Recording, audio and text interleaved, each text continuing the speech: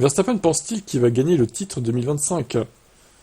Écoutez, moi je pense que ça va être dur quand même, puisque, alors, à moins que Red Bull règle ses problèmes et qu'il devienne un nouveau dominateur, mais il n'y a plus Noué, on rappelle quand même, il n'y a plus Adrien Noué pour leur sauver leur cul là.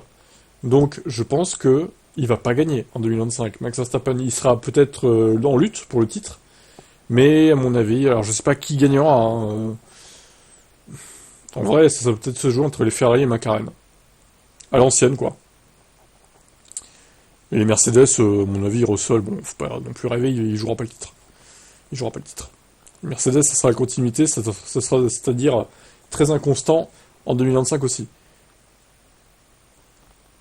Alors, Verstappen fait une supposition, il dit que dans 70% des courses de cette saison, il n'avait plus la voiture la plus rapide. Au début de l'année, la RB20 était clairement au-dessus. Il semble donc qu'à partir de Miami, il n'y avait pas eu une seule course où il avait la voiture la plus rapide. Pratiquement aucune, non. 70%, ça fait un peu plus d'un tiers. Ouais, on peut dire ça, je pense.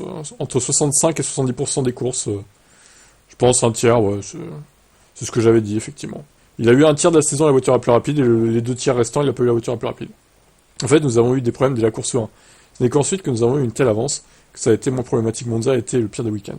Mais alors, le truc, c'est que il a été dominateur sur le premier tiers de la saison, et les McLaren étaient pourris sur le premier tiers de la saison, ils ont perdu énormément de points. C'est aussi ça le problème, en fait. Parce que s'ils avaient été dominateurs Red Bull, et que McLaren avait juste derrière, eh ben, je vous dis qu'il n'aura pas gagné si facilement, Verstappen, le titre, hein. Alors, Verstappen a réussi à garder son sang-froid et à tirer le meilleur parti de la situation. Parfois, ça s'est accompagné de frustration. La Hongrie, par exemple, c'était pas un bel après-coup.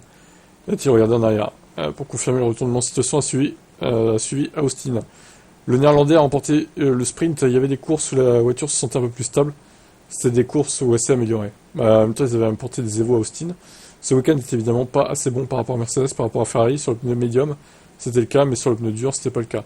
Mercedes était tout simplement plus rapide. McLaren, ça n'a pas fonctionné non plus. C'est le même problème que nous. Un circuit un peu atypique. Au Qatar, nous verrons à nouveau des choses plus normales. On pourra se faire une idée plus précise.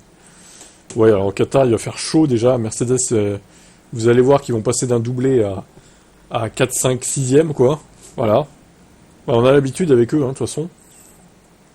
Maintenant, bon. Comme j'ai dit, je pense qu'il va pas gagner le titre 2025. Même si je pense qu'il sera quand même en lutte, il va pas le gagner.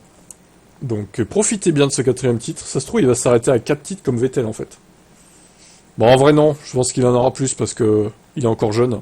Il ira sûrement chez Mercedes ou Aston rejoindre Newey à la limite pour gagner d'autres titres, un ou deux peut-être de plus. Et ouais, il pourrait peut-être s'approcher de Schumacher et d'Hamilton du coup. On verra. Ciao.